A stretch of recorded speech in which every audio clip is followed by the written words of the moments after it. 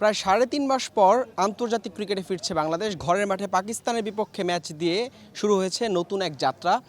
দর্শক সমাগমটা কম, দর্শকদের আগ্রহ হয়তো কম রমজানের কারণে, তবে যারা এসছেন তাদের প্রতিক্রিয়া কেমন একটু জানতে চাই। পাকিস্তানের বিপক্ষে ম্যাচ, কি মনে হচ্ছে, কি হবে? কি বাংলাদেশ অনেক আন্তর্জাতিক ম্যাচ খেললো, ইনশাআল্লাহ জিতবে বাংলাদেশ, এটাই আশা। প্রথমে স্টেডিয়ামে আসলাম, এটা আমার জীবনের প্রথম আর কি। অনেক উত্তেজনা আমার যে স্টেডিয়ামে একদিন আসবো, সেই আশাটা আজকে আমার পূরণ হলো, এটা আল্লাহর কাছে শুকরিয়া। তোমার প্রিয় ক্রিকেটার কি? প্রিয় খেলা মোহাম্মদ মোস্তাফিজুর রহমান, ব্যাটারে আপনার সাইফ অথবা সৌম্য, আমি ওদেরকে অনেক বিগ ফ্যান, আমি ওদেরকে অনেক ভালোবাসি। আমার বাসা সাতক্ষীরা, আর মোস্তাফিজুর বাসা সাতক্ষীরা, সৌম্য সাগরের বাসা সাতক্ষীরা। সেজন্য আমার জীবনের ইচ্ছা ছিল আজ আমি মোস্তাফিজুর সাথে দেখা করবো অথবা দেখবো, সে আশা আল্লাহ তাআলা আজ আমাকে পূরণ করছে, আল্লাহকে শুকরিয়া। প্রথমবার খেলা দেখতে এসেছো তোমরা? জি সবাই? জি সবাই সাতক্ষীরা থেকে?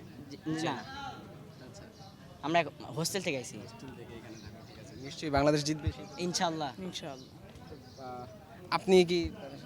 আসসালামু আলাইকুম। আমার বাসা জয়ফেটে। আমি কোনোদিন স্টেডিয়ামে আসা হয়নি, ফার্স্ট টাইম। ঢাকাতেই ছিলাম।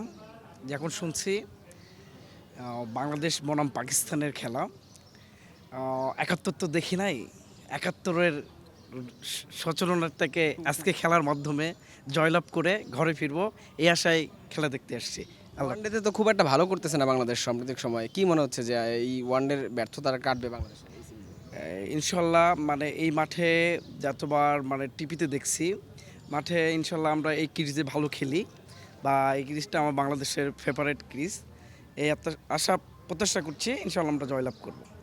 ওয়ানডেতে সবশেষ যে 15 ম্যাচ খেলেছে বাংলাদেশ, সেখানে মাত্র 3টিতে জয় পেয়েছে। তবে সেই ব্যর্থতা কাটিয়ে ঘরের মাঠে পাকিস্তানের বিপক্ষে বাংলাদেশ জয়ের ধারায় ফিরবে, ভালো করবে, সেটাই প্রত্যাশা দর্শকদের।